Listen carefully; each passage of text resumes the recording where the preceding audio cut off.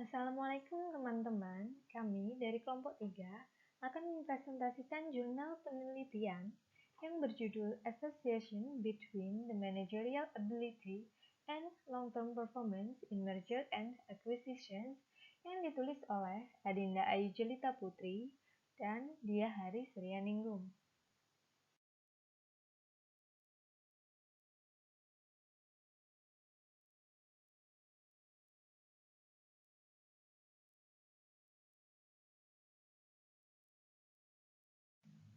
Saya Nikma Nur Aida Fitriah dengan NPM 197 akan menjelaskan bagian abstrak dari jurnal penelitian ini.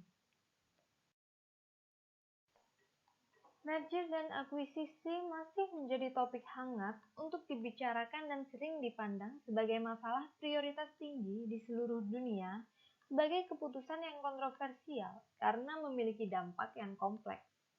Penelitian ini bertujuan untuk menguji dan menganalisis apakah kemampuan manajerial berpengaruh pada kinerja jangka panjang 1, 2, dan 3 tahun setelah merger dan akuisisi.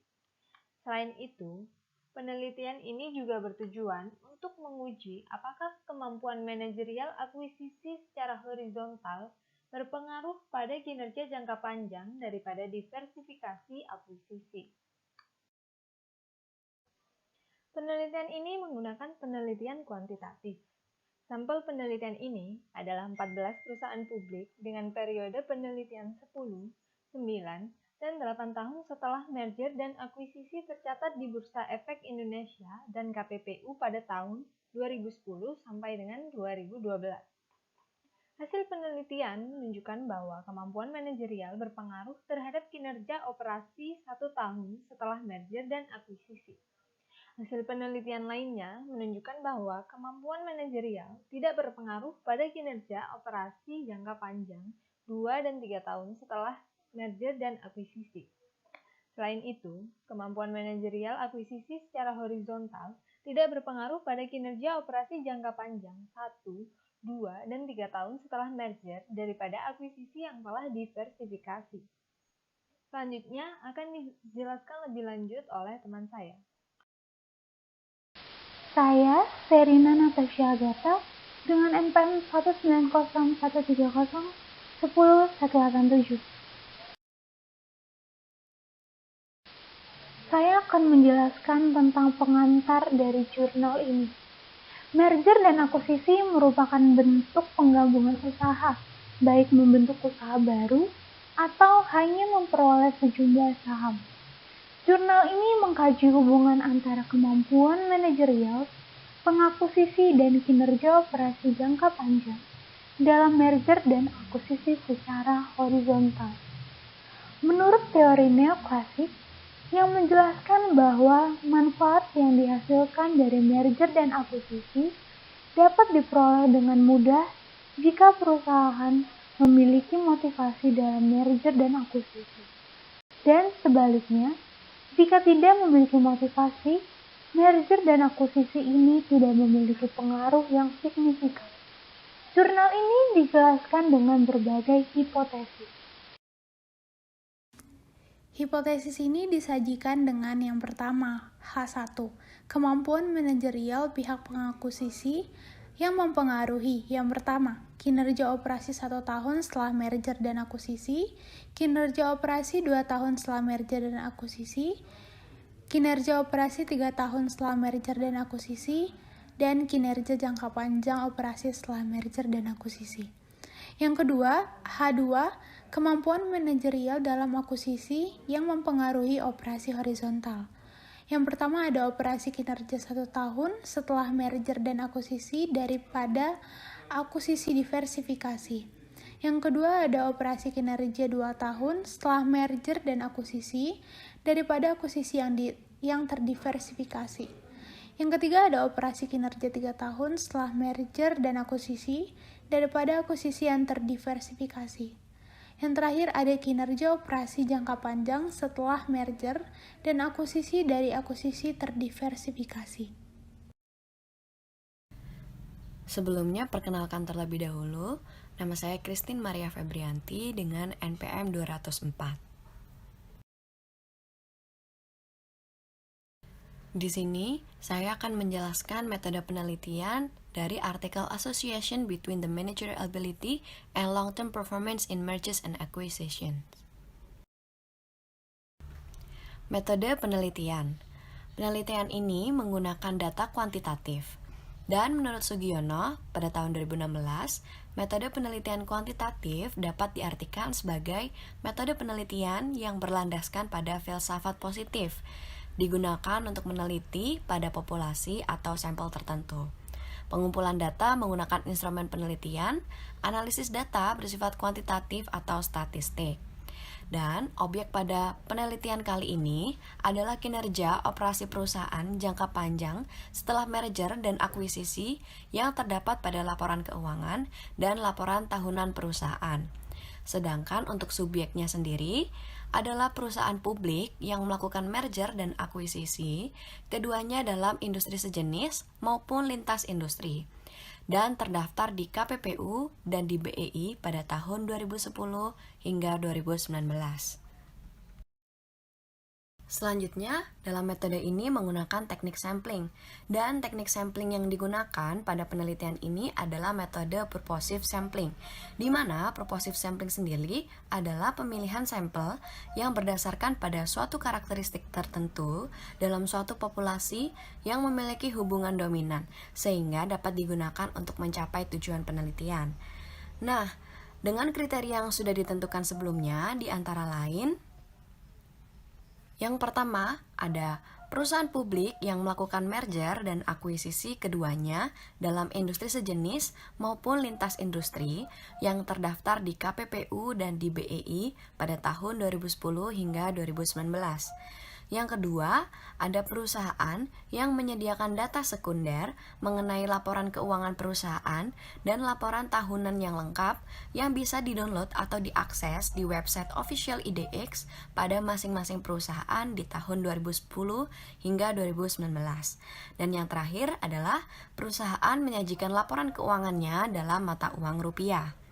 Nah, berdasarkan kriteria yang sudah disebutkan tadi, ada 14 sampel penelitian dari perusahaan-perusahaan yang sudah melakukan merger dan akuisisi dalam waktu 8, 9, hingga 10 tahun. Yang pertama, ada 10 perusahaan dengan tipe horizontal merger dan akuisisi. Yang kedua, sisanya ada 4 perusahaan dengan tipe merger dan akuisisi yang berbeda atau lintas industri. Nah, pada penelitian ini, pengujian dan pemrosesan data dibantu dengan software SPSS versi 25, di mana managerial ability sebagai X1 dan juga sebagai variabel bebas, yang kedua ada company size sebagai X2, leverage sebagai X3, market to book ratio sebagai X4, kerugian pajak atau tax losses X5, K sebagai X6, saham X7, pertumbuhan penjualan atau sales growth pada X8, efek tetap tiap tahun untuk melihat kinerja yang dihasilkan perusahaan pada tahun ke-1, 2, dan 3 setelah merger dan akuisisi adalah X9, dan yang terakhir ROA sebagai variabel terikat atau Y. Menurut Demerigen et al. 2013, managerial ability diukur berdasarkan keefisiensian manajer dalam memanage atau mengatur sumber daya perusahaan menjadi pendapatan. Di kasus ini, MA atau X1 sebagai variabel bebas diukur oleh pengukuran Cui dan Leng tahun 2020 yang mana bisa dihitung menggunakan rumus seperti berikut, di mana MA sama dengan sales dibagi COGS ditambah SG&A ditambah PPE ditambah ops list ditambah R&D ditambah goodwill dan ditambah others, di mana keterangan sebagai berikut, yaitu sales adalah penjualan atau pendapatan, COGS adalah HPP penjualan, SG&A adalah beban penjualan dan administrasi, PPE adalah net aset tetap atau aset tetap bersih, dan ops list adalah net sewa operasi atau sewa operasi bersih, R&D adalah modal inovatif, goodwill adalah goodwill, others adalah aset tidak berwujud lainnya. Selanjutnya, penelitian ini menggunakan model regresi linear OLS dan juga ada 2 persamaan regresi. Bisa dilihat sebagai berikut. Yang pertama ada simple regresi, di mana ROA sama dengan alpha ditambah beta MA. Dan juga yang kedua ada multiple linear regresi atau regresi linear berganda, di mana ROA sama dengan beta 1 MA ditambah beta 2 size ditambah beta 3 left ditambah beta 4 MB ditambah beta 5 TL ditambah beta 6 cash ditambah beta 7 stock ditambah beta 8 SG ditambah efek tetap tahun ditambah efek tetap industri atau horizontal akuisisi dan ditambah dengan E. Nah, keterangannya bisa dilihat sebagai berikut, di mana ROA adalah laba bersih dibagi total aset dikali 100%. Untuk saya sendiri adalah nilai pasar perusahaan pada akhir tahun anggaran sebelum pengumuman pengambil alihan. Dan juga ada LEV atau leverage, yaitu total utang dibagi dengan total aset. Dan juga ada MB atau market book, yaitu harga saham dibagi nilai buku per lembar. Dan juga ada TL atau tax losses, yaitu kerugian pajak. Dan ada SG, yaitu sales growth, yang bisa dihitung dengan penjualan periode ini dikurangi penjualan periode sebelumnya dibagi penjualan periode sebelumnya dikali 100%. Penelitian ini juga menggunakan 3 tes uji, di mana yang pertama ada tes F, tes T, dan juga tes C-square. Nah, ada poin di mana H1A hingga H1D menggunakan uji F dan uji T. Dan juga poin H2A hingga H2D menggunakan uji C-square. Nah, H1A hingga H1D dan juga H2A hingga H2D bisa dilihat di slide sebelumnya. Nah, di sini saya akan menjelaskan tentang tes F. Menurut Ghazali, uji F digunakan untuk menunjukkan apakah semua variabel independen yang dimasukkan dalam model memiliki pengaruh secara bersama-sama atau simultan terhadap variabel dependen dengan tingkat signifikansi 5% atau 0,05. Dan ada tes T, dan juga menurut Ghazali, uji statistik T pada dasarnya menunjukkan seberapa jauh pengaruh satu variabel independen secara individual dalam menerangkan variabel dependen dengan tingkat yang sama signifikansinya sebesar 5% atau 0,05. Dan yang terakhir ada tes C-square. Menurut Sugiono, uji C-square merupakan teknik statistik yang pada umumnya digunakan untuk menguji sebuah hipotesis jika variabelnya mengandung 2 atau lebih grup yang mana datanya mutlak. Selanjutnya, untuk menentukan hubungan di antara managerial ability dalam akuisisi horizontal dengan pelaksanaan operasi jangka panjang pada tahun ke-1, 2, dan 3 setelah merger dan akuisisi, berikut adalah kriteria dan tingkat signifikan pada 0,05 atau 5% yang ditentukan sebagai berikut. Yang pertama, jika P kurang dari 0,05, maka H0 ditolak. Yang berarti ada hubungan antara managerial ability pada akuisisi horizontal dengan pelaksanaan operasi jangka panjang tahun ke-1, 2, dan 3 setelah merger dan akuisisi dibanding dengan akuisisi yang beragam atau terdiversifikasi. Lalu selanjutnya, jika P lebih dari 0,05, maka H0 diterima, yang berarti tidak ada hubungan antara managerial ability pada akuisisi horizontal dengan pelaksanaan operasi jangka panjang tahun ke-1, 2, dan 3 setelah merger dan akuisisi dibanding dengan akuisisi yang beragam atau terdiversifikasi. Selanjutnya akan dilanjutkan oleh teman saya. Selanjutnya yaitu akan saya lanjutkan. Perkenalkan, nama saya Rani Alivia Imawan, NPM 19013010212. Ini adalah statistik deskriptif untuk masing-masing variabel yang terdiri dari nilai minimum, nilai maksimum rata-rata, dan standar deviasi. Berdasarkan tabel 2 diperoleh informasi bahwa kemampuan manajerial atau disebut juga dengan X1 sebagai variabel bebas ini memiliki nilai minimum 0,1753 sedangkan nilai maksimum adalah 1,166 dan nilai rata-rata kemampuan manajerial adalah 0,7921 dengan standar deviasi 0,2706. Selain itu, tabel 2 juga menyajikan hasil statistik variabel kontrol yang terdiri dari ukuran perusahaan, leverage, market to book ratio, rugi pajak, kas, saham, pertumbuhan penjualan, dan jenis industri yang diproksikan secara horizontal akuisisi. Lalu selanjutnya yaitu ada ukuran perusahaan atau disebut juga dengan X2 memiliki nilai minimum 28,5827 dan nilai maksimum 32,1190. Dan sedangkan rata-rata ukuran perusahaan X2 adalah 29,8203 dengan standar defisiasi 1,1804. Lalu selanjutnya yaitu ada leverage atau disebut dengan X3 yaitu memiliki nilai minimum 0,2125 dan nilai maksimum 0,9125. Sedangkan nilai rata-rata leverage adalah 0,5158 dengan standar defisiasi sebesar 0,1822. Lalu selanjutnya ada rasio pasar terhadap buku atau disebut juga dengan X4 memiliki nilai minimum 0,0131 dengan nilai maksimum 0,7201 dan sedangkan rata-rata market to book rasio adalah 0,2392 dengan standar defisiasi 0,2498. Lalu selanjutnya yaitu ada rugi pajak atau disebut juga dengan X5 yang memiliki nilai minimum 0,000 dan nilai maksimum 0,6145. Jumlah rata-rata rugi pajak itu adalah 0,1135 dengan standar defisiasi 0,1800. Dan selanjutnya yaitu ada pertumbuhan penjualan atau disebut juga dengan X8 memiliki nilai minimum 0,0059 dan nilai maksimum 0,8971. Sedangkan nilai rata-rata pertumbuhan penjualan atau disebut juga dengan S8 adalah 0,2336 dengan standar defisiasi 0,2345. Dalam penelitian ini terdapat 3 variabel kontrol yang diproksikan dengan variabel dummy yaitu kas, saham, dan akuisisi horizontal.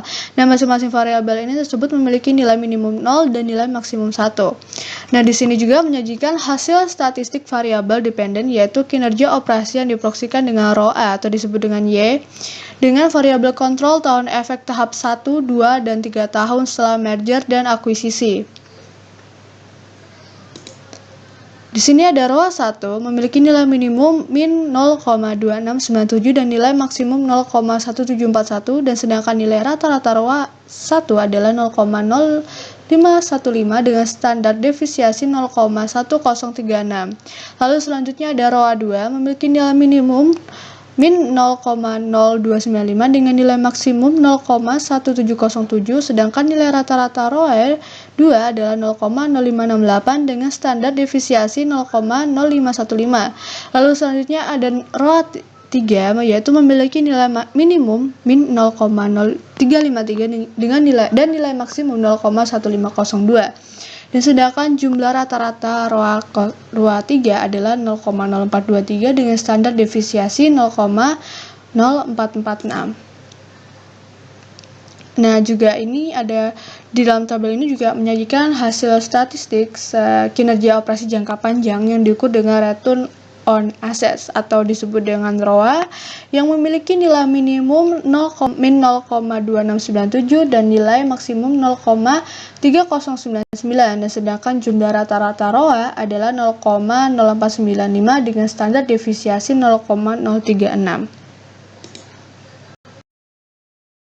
Vites berdasarkan ini pada tabel 3 ini telah disajikan di bawah ini dapat diperoleh informasi terkait hasil masing-masing uji regresi penelitian.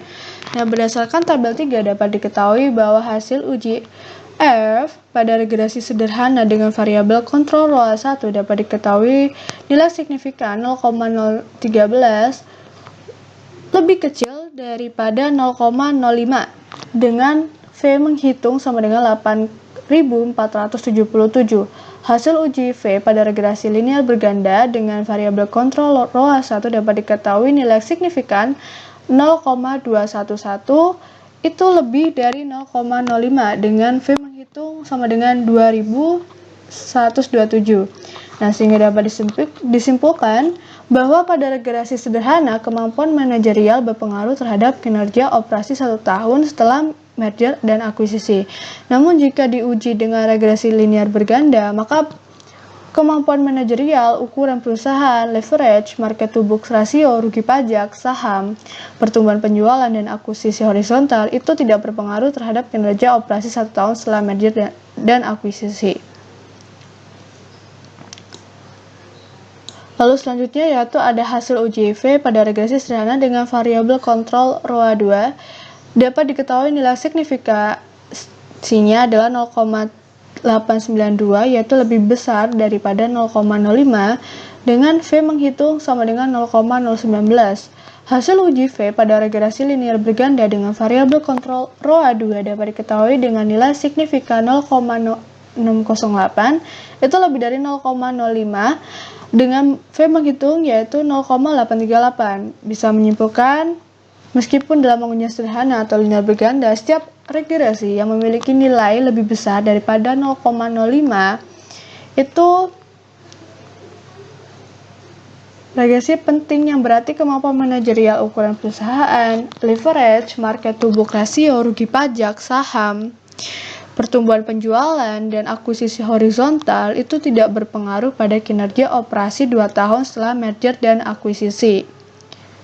Lalu selanjutnya ada ROA3 yang dapat diketahui nilai signifikannya 0,936 yaitu lebih besar 0,05 dengan F menghitung ya sama dengan 0,007. Dan hasil uji V pada regresi linear berganda dengan variabel kontrol ROA3 itu dapat diketahui nilai signifikansinya yaitu 0,813 itu lebih dari 0,05 dengan V menghitung yaitu 0,507.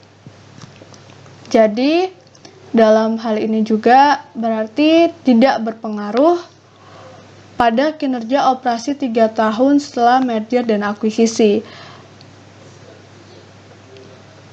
Lalu selanjutnya, dan selain itu pada tabel ini juga menyajikan hasil uji V yang pada regresi sederhana dan linear berganda regresi dengan variabel terikat, yaitu operasi jangka panjang kinerja yang diproksikan dengan return on assets atau disebut dengan ROA. Nah, hasil uji V pada regresi sederhana dengan variabel dependent ROA dapat diketahui nilai signifikansinya yaitu 0,809 yaitu lebih dari 0,05 dengan V menghitung sama dengan 0,061. Hasil uji V pada regresi linear berganda dengan variabel dependent ROA dapat diketahui nilai signifikansinya adalah 0,962 itu lebih dari 0,65 dengan V menghitung menyimpulkan sama dengan 0,243. Jadi bisa disimpulkan juga ini tidak berpengaruh terhadap operasi jangka panjang kinerja setelah merger dan akuisisi. Lalu selanjutnya kita masuk pada t-test. Hasil uji T atau uji parsial dari masing-masing model regresi penelitian adalah sebagai berikut. Nah, di sini ada tabel 4. Nah, berdasarkan pada tabel 4 ini dapat diperoleh informasi terkait hasil uji T pada regresi sederhana dan regresi linear berganda dengan variabel kontrol ROA 1 tahun setelah merger dan akuisisi pada regresi sederhana. Nilai signifikan kemampuan manajerial X1 adalah 0,013 yang lebih kecil dari tingkat signifikansinya 0,05 dengan nilai T menghitung 2912 pada regresi linear berganda, sedangkan nilai signifikans kemampuan manajerial sebesar 0,118 lebih besar dari taraf signifikan 0,05 dengan nilai T menghitung 1,885. Lalu selanjutnya ada nilai signifikansi ukuran perusahaan sebesar 0,610 lebih besar dari tingkat signifikansi 0,05 dengan nilai T menghitung yaitu 0,543. Lalu selanjutnya ada nilai signifikansi dari leverage adalah 0,368 lebih besar dari taraf signifikansi 0,05 nilai T menghitung sama dengan min 0,990. Lalu selanjutnya ada nilai pasar yang signifikansi untuk dipesan rasio adalah 0,696 lebih besar dari taraf signifikan 0,05 dengan nilai T menghitung 0,412. Lalu selanjutnya ada nilai signifikansi rugi pajak itu lebih besar 0,697 dari signifikan tarif 0,05 dengan nilai terhitung dan menghitung min 0,413. Lalu selanjutnya ada nilai signifikansi saham adalah 0,243, itu lebih besar daripada signifikansi taraf 0,05 dengan nilai T menghitung min 1352. Lalu selanjutnya ada nilai signifikan dari pertumbuhan penjualan adalah 0,518, lebih besar dari signifikan taraf 0,05 dengan nilai T menghitung 0,695. Lalu yang selanjutnya ada yang terakhir adalah nilai signifikan horizontal adalah 0,873, lebih besar dari taraf signifikan 0,05 dengan nilai T menghitung 0,162. Hasil ini menunjukkan bahwa H12 itu diterima dan dapat disimpulkan bahwa kemampuan manajerial itu berpengaruh kinerja operasi 1 tahun setelah merger dan akuisisi. Namun ukuran perusahaan, nilai leverage, market to book, rugi pajak, jenis transaksi, dan jenis industri dalam merger, dalam akuisisi, dalam penelitian ini tidak mempengaruhi kinerja operasi 1 tahun setelah merger dan akuisisi.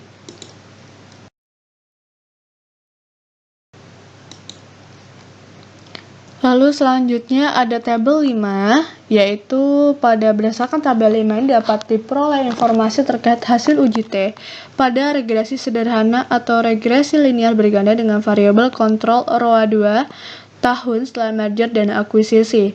Pada regresi sederhana, nilai signifikan dari kemampuan manajerial X1 ini sebesar 0,893 dengan nilai T menghitung dari min 0,138. Pada regresi linear berganda, nilai signifikan kemampuan manajerial adalah 0,468 dengan nilai T menghitung dari min 0,768. Lalu selanjutnya, ada nilai signifikan ukuran perusahaan adalah 0,957 dengan nilai T menghitung dari 0,057. Lalu selanjutnya, ada nilai signifikan leverage adalah 0,182 dengan nilai T menghitung dari min 1,550. Lalu ada nilai signifikan dari market to book ratio adalah 0,724 dengan nilai T menghitung dari 0,374. Lalu selanjutnya, ada nilai rugi pajak yang signifikan adalah 0,967 dengan nilai T menghitung dari min 0,044. Lalu ada nilai signifikan saham adalah 0,604 dengan nilai T menghitung dari 0,552.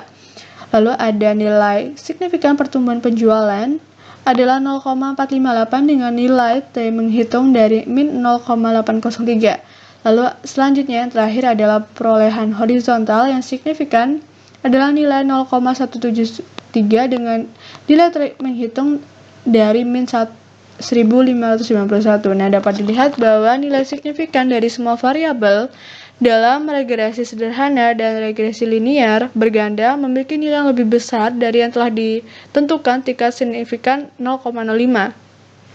Ini berarti itu H1B ditolak dan dapat disimpulkan bahwa kemampuan manajerial ini tidak berpengaruh pada kinerja operasi 2 tahun setelah merger dan akuisisi.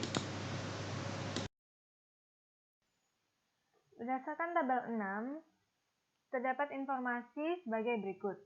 Yang pertama, pada regresi sederhana, nilai signifikan dari kemampuan manajerial X1 sebesar 0,936 dengan A nilai T hitung sebesar 0,083. Kemudian pada regresi linear berganda, nilai signifikan dari kemampuan manajerial X1 sebesar 0,675 dengan A nilai T hitung sebesar min 0,444. Nilai signifikan ukuran perusahaan X2 adalah 0,873 dengan nilai T hitung sebesar min 0,168. Nilai signifikan leverage X3 adalah 0,345 dengan nilai T hitung sebesar min 1,042. Nilai signifikan dari market to book ratio X4 sebesar 0,947 dengan nilai T hitung sebesar min 0,071. Nilai signifikan dari rugi pajak X5 adalah 0,948 dengan nilai T hitung sebesar 0,069. Nilai signifikan saham X7 sebesar 0,671 dengan nilai T hitung sebesar 0,451. Nilai signifikan pertumbuhan penjualan X8 adalah 0,688 dengan nilai T hitung sebesar min 0,425. Yang terakhir, nilai signifikan dari akuisisi horizontal X9 sebesar 0,267 dengan nilai T hitung sebesar min 1,249.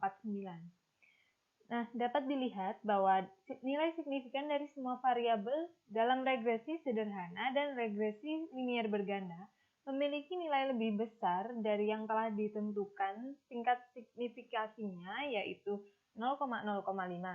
Ini berarti bahwa H1C ditolak dan bisa disimpulkan bahwa kemampuan manajerial tidak berpengaruh pada kinerja operasi 3 tahun setelah merger dan akuisisi. Selain itu, pada tabel 7 ditunjukkan hasil t-test pada regresi sederhana atau regresi linier berganda dengan variabel dependent ROA tahun setelah merger dan akuisisi sebagai berikut.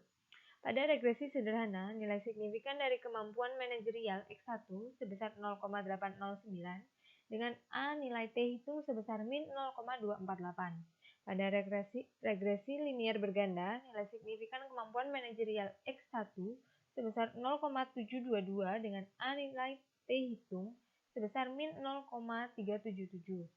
Nilai signifikan ukuran perusahaan X2 adalah 0,723 dengan nilai T hitung sebesar min 0,375. Nilai signifikan leverage X3 adalah 0,570 dengan nilai T hitung sebesar min 0,607. Nilai signifikan dari market to book ratio X4 sebesar 0,972 dengan nilai T hitung sebesar 0,036. Nilai signifikan dari rugi pajak X5 adalah 0,912 dengan nilai T hitung sebesar min 0,116. Nilai signifikan saham X7 adalah 0,432 dengan nilai T hitung sebesar 0,853. Nilai signifikan pertumbuhan penjualan X8 adalah 0,362 dengan nilai T hitung sebesar min 1,002. Nilai signifikan dari akuisisi horizontal X9 sebesar 0,411 dengan nilai T hitung sebesar min 0,896. Dapat dilihat bahwa nilai signifikan dari semua variabel dalam regresi sederhana dan regresi linier berganda memiliki nilai lebih besar dari yang telah ditentukan tingkat signifikasinya, yaitu 0,05. Ini berarti bahwa H1D ditolak dan dapat disimpulkan bahwa kemampuan manajerial tidak berpengaruh pada kinerja jangka panjang. Selanjutnya akan dilanjutkan oleh rekan saya. Perkenalkan, nama saya Adelia Tabita Sapa Marcella, NPM 19013002017. Di sini saya akan menjelaskan tentang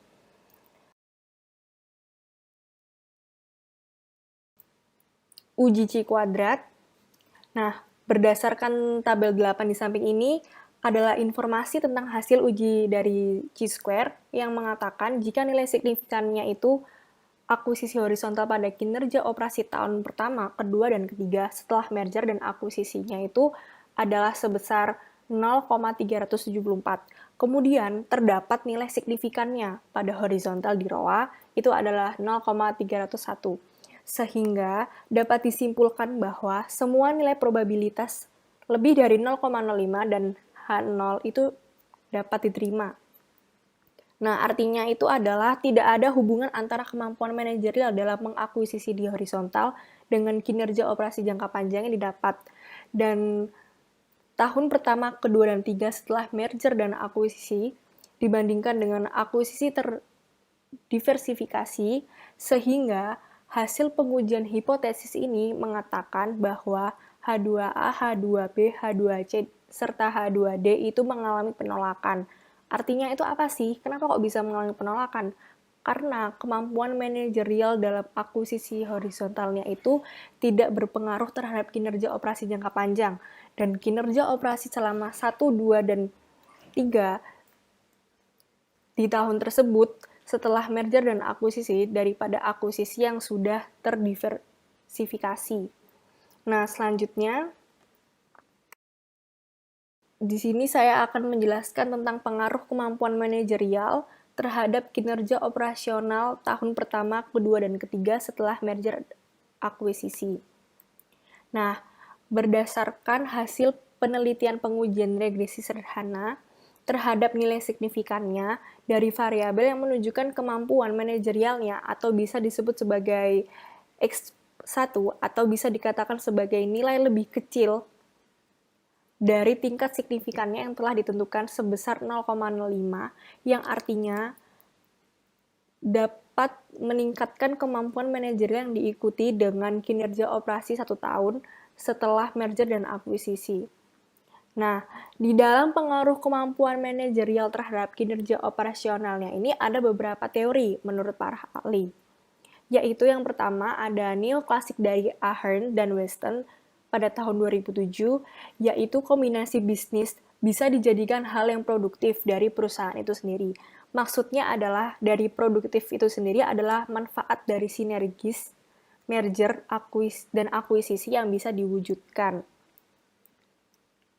Nah, yang kedua itu ada teori dari Cui dan Leung pada tahun 2020, yaitu kemampuan manajerial dapat memberikan dampak positif bagi operasional pada kinerja yang melaksanakannya selama 1 tahun setelah merger dan akuisisi.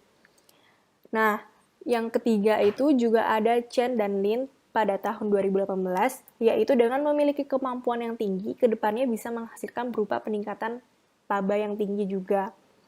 Nah, di sini saya juga ingin menjelaskan tentang sisi lain dari teori neoklasik sendiri, yaitu menjelaskan keuntungan yang dihasilkan dapat diperoleh dengan mudah jika perusahaan tersebut memiliki motivasi yang baik di merger maupun akuisisi. Sebaliknya, jika mereka mengalami kerugian yang diperoleh, maka perusahaan itu tidak bisa mencapai tujuan yang diinginkan.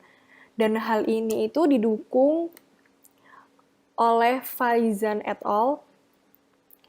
Pada tahun 2020, yaitu kinerja pada keuangan di bank, salah satunya adalah di negara Pakistan yang mengalami kemerosotan setelah adanya merger dan akuisisi.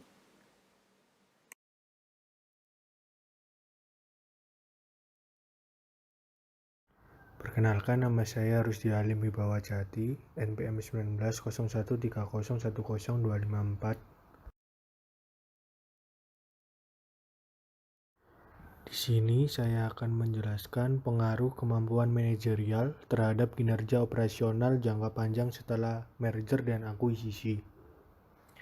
Berdasarkan hasil pengujian masing-masing regresi dapat diketahui bahwa nilai signifikansi kemampuan manajerial X1, ukuran perusahaan X2, leverage X3, market to book ratio X4, rugi pajak X5, saham X7, pertumbuhan penjualan X8, dan akuisisi horizontal X9 terhadap kinerja operasi jangka panjang ROE lebih besar dari tingkat signifikan yang telah ditentukan sebesar 0,05. Hasil penelitian tersebut menunjukkan bahwa kemampuan manajerial tidak berpengaruh terhadap operasi jangka panjang kinerja setelah merger dan akuisisi. Hasil penelitian ini tidak mendukung hasil penelitian yang dilakukan oleh Cui dan Leung 2020 bahwa kemampuan manajerial berpengaruh positif terhadap kinerja operasi jangka panjang setelah merger dan akuisisi. Lalu berlawanan dengan teori neoklasik, bagaimanapun dalam teori Keigenan, menurut Jensen dan William 1976 menjelaskan hubungan antara pemegang saham atau pemilik dan agen sebagai manajer yang saling bertentangan. Hubungan ini terjadi karena faktor-faktor seperti informasi simetris yang dimiliki oleh masing-masing pihak serta risiko yang terkait dengan hasil yang kecil,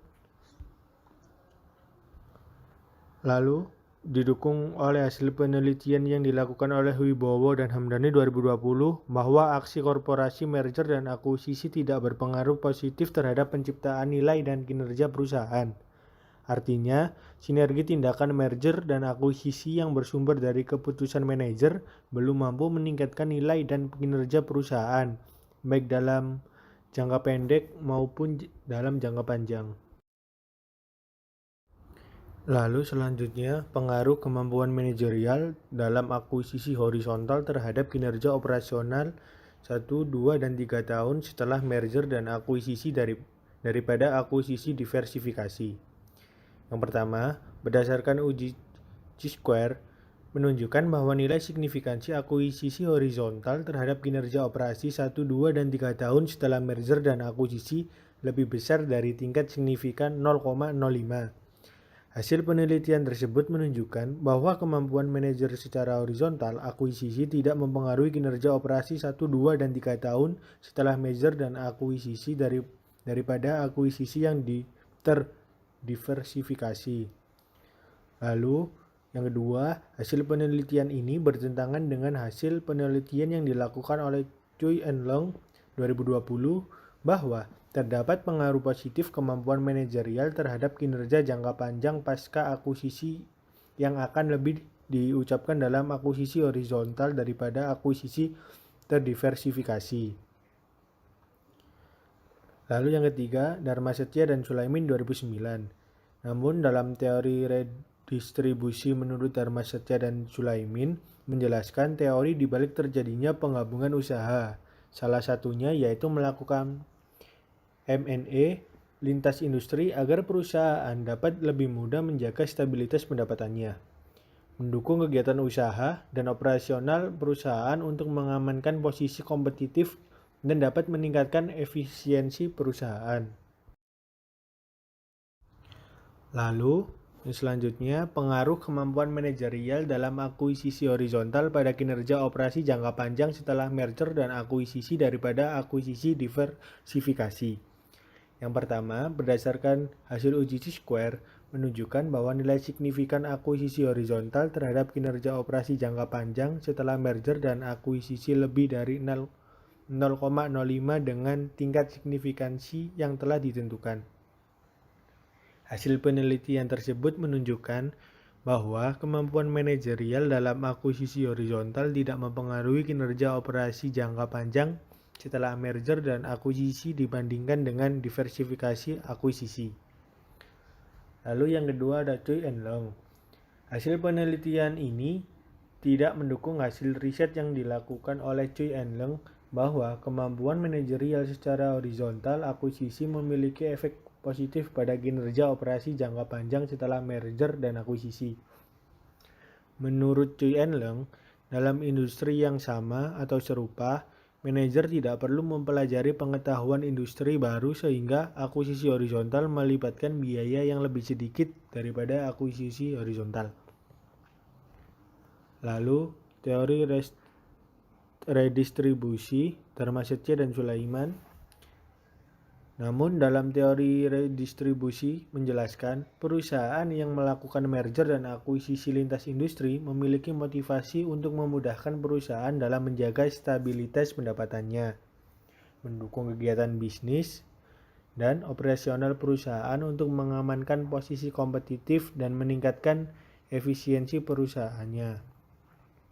Lalu Ahern dan Weston, sejalan dengan teori neoklasik menurut Ahern dan Weston yang menyatakan bahwa dalam merger dan akuisisi perusahaan akan lebih mudah mendapatkan keuntungan jika memiliki motivasi dan tekad yang baik dalam melakukan merger dan akuisisi serta mencapai tujuan bersama. Jadi, jika suatu perusahaan ingin melakukan merger lintas industri dan akuisisi karena memiliki beberapa motivasi, salah satunya adalah memperkuat pangsa pasarnya, maka pencapaian tujuan perusahaan akan lebih mudah dicapai. Dapat disimpulkan bahwa adanya diversifikasi akuisisi dapat menjadi motivasi bagi perusahaan untuk meningkatkan sinergi perusahaan. Dengan demikian, jika dikaitkan dengan teori redistribusi, ketika akuisisi horizontal tidak mempengaruhi kinerja operasi jangka panjang atau jangka pendek 1, 2, dan 3 tahun setelah merger dan akuisisi, pemilihan akuisisi yang terdiversifikasi memiliki lebih banyak peluang untuk mempengaruhi kinerja jangka panjang dan jangka pendek.